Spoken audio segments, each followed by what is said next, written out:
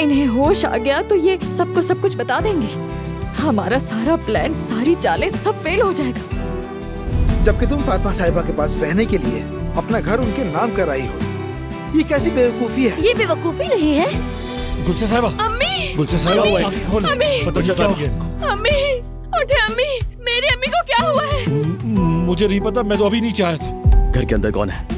कोई नहीं, अम्मी भी गई हुई है। तो फिर ये आवाज किस चीज की उमर, है? मैं तुमसे कह रहा हूँ ना कि टीवी चल रहा होगा, मुझे क्या पता। तुम अपनी बहन के साथ रहो जुमाना साहिबा, नाज़ली और जहां की देखभाल कर लेगी। उमर, तुम देख चुके हो मेरा पूरा घर, अब निकलो मेरे घर से। मैंने तुम पर यकीन करना बहुत पहले ही छोड़ दिया मेहमद। प्लीज अम्मी, मुझे छोड़कर मत जाए।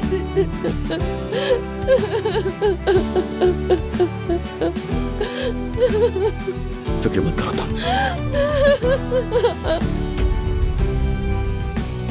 घबराओ नहीं, सब कुछ ठीक हो जाएगा, ठीक है? रिलैक्स।